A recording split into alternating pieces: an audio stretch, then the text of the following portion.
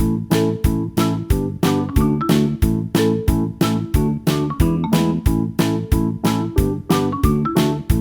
बच्चों, कैसे हैं आप सभी। मैं आशा करती हूँ आप सभी लोग स्वस्थ एवं प्रसन्न होंगे। आज हम हमारा पाठ बकरे खा गए दो गांव, जो कि एक बड़े रोचक कहानी है, को पढ़ेंगे और समझेंगे। आइए इस पाठ को प्रारंभ करते हैं।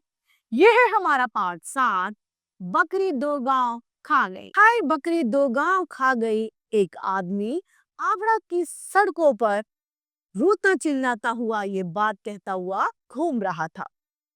लोग बड़े आश्चर्य में थे कि भला कोई बकरी दो गांव कैसे खा सकती है। आखिर यह खबर बादशाह अकबर तक पहुंच जाती है। बादशाह अकबर ने उसे दरबार में बुलाया। उस आदमी को देखते ही वे पहचान गए। बादशाह को याद आया कि वे कुछ दिन पहले आगरा के किसी गांव में गए थे।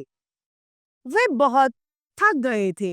वह आदमी उन्हें वापस गन्ने के खेत में मिला था। उन्होंने उससे कहा था कि भाई, थोड़ा गन्ने का रस पिला सकते हो? हाँ हाँ, आप बैठिए, मैं अभी लाया, उस आदमी ने अकबर से कहा। अकबर एक पेड़ के छाया में बैठ गए। वह किसान खेत में गया।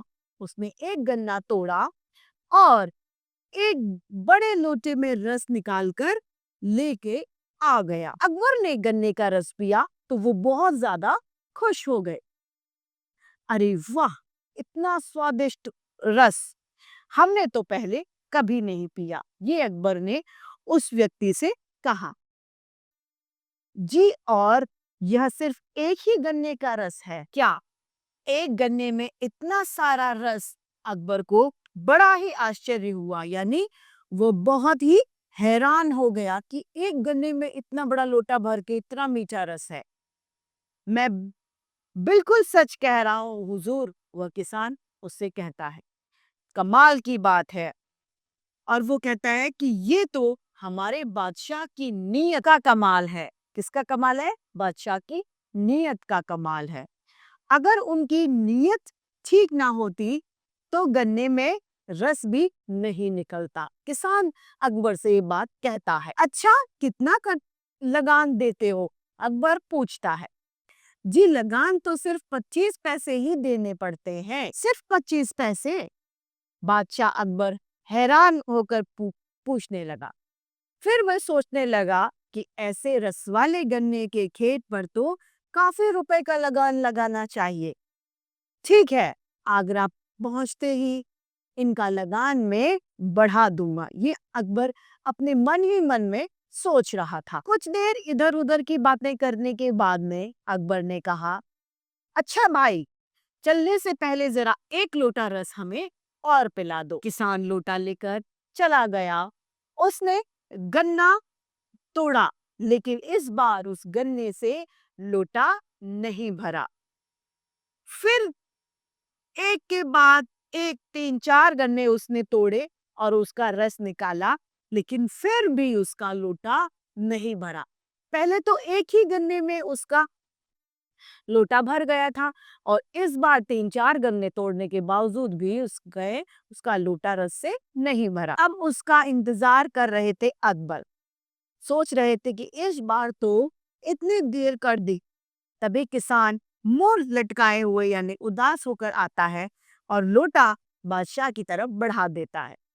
लोटे में थोड़ा सा ही रस था। अरे, क्या बात है, इतना कम रस क्यों लेकर आए हो? कुछ नहीं हुजूर, किसान कहता है। कोई बात नहीं है, लगता है हमारे अकबर बादशाह की नीयत बिगड़ गई है, उसी का ये असर है। अकबर को लगा जैसे किसी ने उन्हें आसमान से जमीन पर पटक दिया हो, मतलब उन्हें इतना बड़ा धक्का लगा।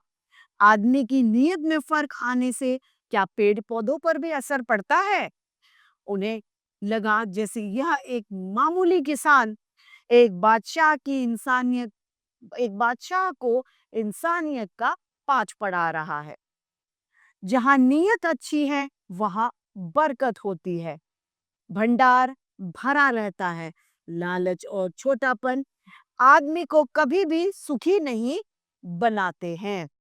ये बात किसान अकबर से कहता है। अकबर ने कहा, भाई तुम जानते हो कि मैं कौन हूँ? किसान संशय पूर्वक बादशाह की ओर देखने लगा और वे बोले, मैं हूँ बादशाह अकबर। किसान ने घबरा कर पूछा, मैंने कोई गलत बात तो नहीं कह दी हुजूर?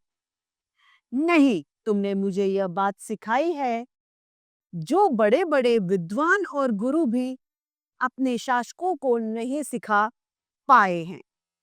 आज से तुम्हारे खेत का लगान बिल्कुल मैंने माफ कर दिया। जाओ, इस बार लोटा भरकर रस ले आओ। किसान फिर से खेत में गया। इस बार फिर से एक ही गन्ने में एक लोटा भर के रस आ गया। वह खुश होकर दौड़ता हुआ आया। उसने लोटा आगे बढ़ा दिया और अकबर ने वो रस पी लिया।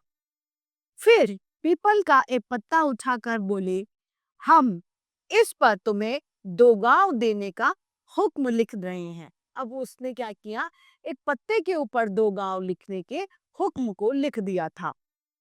कल आगरा आना और पक्का कागज लिखवा लेना। तुम्हारे खाने पीने का इंतजाम इन गांवों को आमदनी से हो जाएगा। किसान ने पीपल का पत्ता रख लिया। किसान अब अपने खेत में काम करने लग जाता है। अकबर वहां से चले गए। किसान काम में लग गया। कुछ देर बाद वह पत्ते की बात ही भूल गया, क्योंकि वो क्या काम में इतना व्यस्त हो गया कि उसने पत्ते का ध्यान ही नहीं दिया।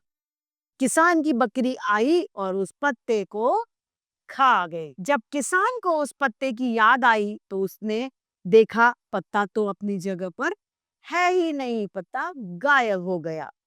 वह वहां पर रोने और चिल्लाने लग जाता है। अब भला उसे बादशाह अकबर कैसे पहचानेंगे? उस पत्ते को देखे बिना गांव कैसे देंगे?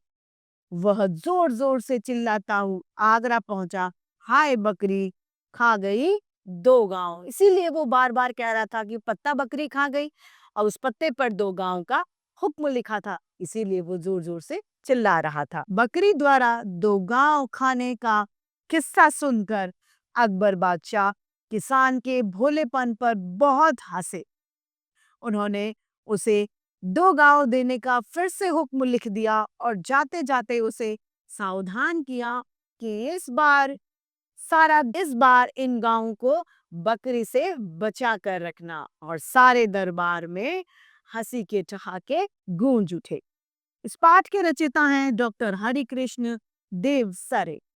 तो इस तरीके से हमारा ये पाठ बकरी खा गई 2 गांव समाप्त होता है। मैं आशा करती हूँ आप सभी को यह पाठ भली भांति रूप से समझ में आया होगा। आज के लिए इतना ही। फिर मिलते हैं। धन्यवाद।